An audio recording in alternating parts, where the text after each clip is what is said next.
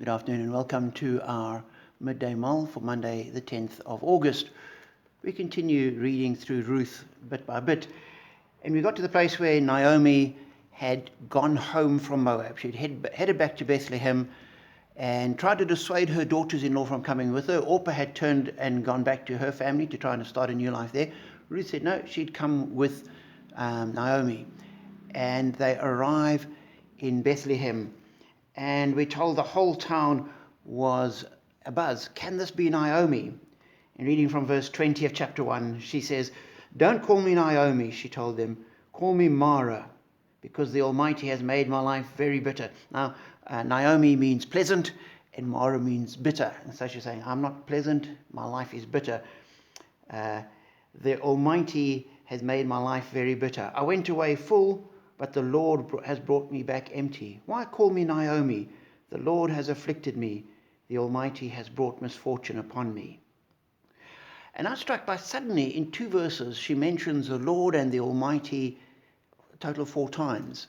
In the entire chapter up to then, God's been mentioned 4 times. And here she's saying, God has brought disaster on me. What do we make of that? And I was thinking about it and thinking, today, people very often would say, actually, that wasn't God. God does nice things. God's a nice God. He doesn't disaster and misfortune. No, that's not part of God. That's something else. We thank God for our blessings and for all the good things He gives us. The bad things, no.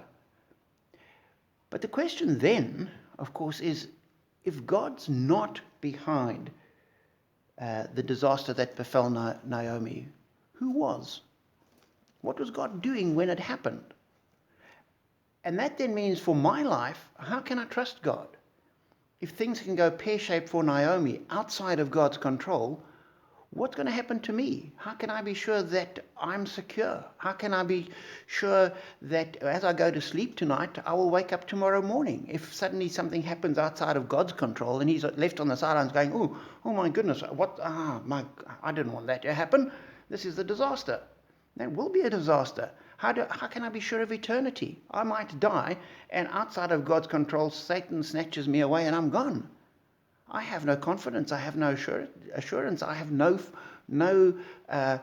hope for the future. I live in panic every single moment of the day. Whereas if we say God is in control, and Naomi is dead right, absolutely. The Almighty has made her life very bitter. He let this happen to her. We see this in Job. And it's not that God did it Himself, but He allowed it to happen. We talk about the permissive will of God.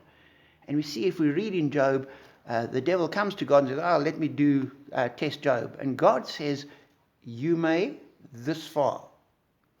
And the devil does. And he comes back to God again. And God says, well, you see, Job's still okay. And he says, yeah, but you haven't touched his body. And God says, okay, you may do that, but not take his life. And nothing happens outside of God's control. And what that says to me then is when disaster happens to me, it's not because God wasn't in control. It's not because I'm now fallen outside of God's plan for my life. It's not that I've suddenly been carried away and swept away from God and now there's a disaster. No, this is still part of God's plan.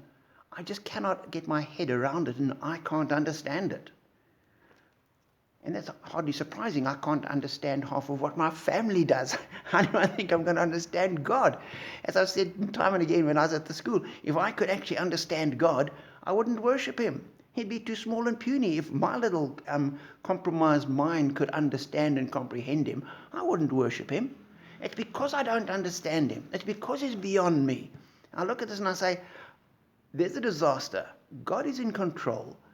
Therefore, I have comfort from that. This is still part of God's plan. Nothing's gotten away from Him. I don't understand it. I don't want it. I don't really appreciate it. But I do know that nothing has happened outside of His control and His plan for me. And therefore I can continue saying, I don't understand, but I do trust. I don't want this. I don't make sense of it. But I'm prepared to walk with God through this, knowing that He has promised good to me. Maybe like Naomi in the next couple of years, maybe only in eternity. but I know that I'm secure in his hands because he is always in control. God is sovereign. Might perplex us, might make us wonder, but it does give us assurance. Rest in that and be blessed.